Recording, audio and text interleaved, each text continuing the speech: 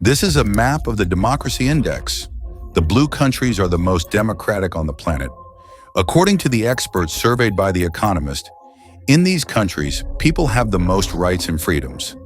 What is interesting here is that in the modern realm of democracy in the United States, less than 100 years ago, 10% of the population had to ride separate buses and dine in designated restaurants, and their children to attend special schools. Imagine that an Olympic champion returns home to his homeland, and he is not allowed to go to a restaurant because of his skin color.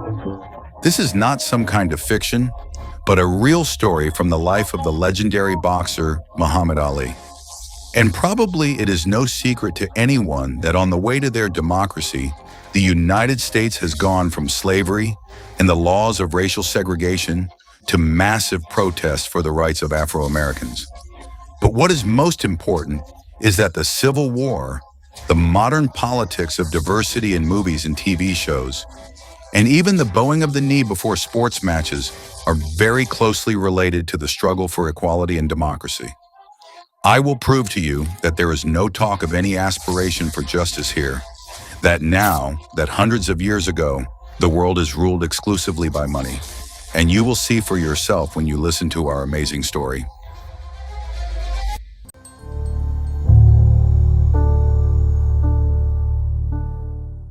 Look at these documentary photos. They show American slaves of absolutely different ages.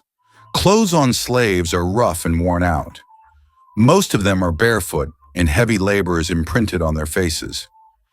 Today's complaints about slave labor due to a broken cooler would make them laugh if they had it at that time, because they worked from dawn to sunset under the scorching sun and lived in wooden, cramped barracks. It's probably unpleasant for you to see people in this position, and the number of Americans who stood for the abolition of slavery has grown throughout the 19th century. Moreover, in Europe, slogans of freedom, equality, and brotherhood have already been spread, which were born in the wake of the Great French Revolution. And indeed, what kind of democracy can you talk about in a supposedly free country when millions of slaves still live there? And to realize how popular the idea of abolition of slavery was at that time, it is enough to say that the second book sold in the 19th century was not a novel by Dostoevsky, not a novel of torture and punishment, not the rejected Hugo, and not even The War and Peace of Tolstoy, but a novel by the Hut of Uncle Tom, authored by the American writer Beecher Stowe. The secret of popularity turned out to be that The Hut of Uncle Tom, where it is told about the hard story of a slave named Tom and the horrors of the life of Black people in the United States, got to the most painful point of American society and humanity as a whole. It was a book with a sharp, clear, and leaving a deep mark. By the way, yes, if you did not guess which book was the best-selling, then the winner is always the same. This is the Bible. But of course, the publication of The Hut of Uncle Tom, despite all the public resonance, could not lead to a civil war because its cause was completely different. Remember, we said that between the economy of the South and the North, there was an unresolvable conflict. One thing led to import and the other to support its industry for export. In 1854, the line reached the state of Kansas, where both supporters and opponents of slavery began to come together. To decide the fate of the state, a referendum was held. Let people decide for themselves whether Kansas should be free or not. As a result, this vote flowed into clashes, pogroms, and riots. And in the Democratic Party of the United States, there was a split between the Democrats of the South and the Democrats of the North. The Democrats of the South voted for the spread of slavery to all new territories of the country, but the Democrats of the North were against such a policy.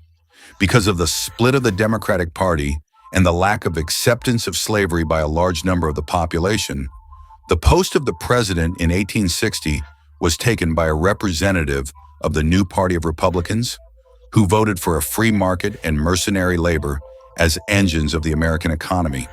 The representative was Abraham Lincoln. The new president, of course, spoke for the increase of trade duties, and because nothing good for politics or the economy of the South could not be expected from him. The Southerners were covered in cold sweat. As a sign of the North's political protest, a month after Lincoln's election, South Carolina came out of the United States, followed by another 13 southern states. All together, they formed the Confederate States of America and even elected their president, the owner of a large plantation, and approved their constitution. Naturally, the North was against the division of the country, as any government. And in order for you to finally see that the struggle for the rights of slaves and the abolition of slavery were not the official causes of the Civil War at all, it is enough to read the inauguration speech of Abraham Lincoln, which he uttered a month later. I declare that I have no intention to directly or indirectly interfere in the functioning of the institution of slavery in the states where it exists. I believe that I have no legal right to do this. I am not inclined to do this. That is, for Lincoln, some rights and freedoms of slaves were far from the first place. In the light of the upcoming Civil War, it was important to do something completely different.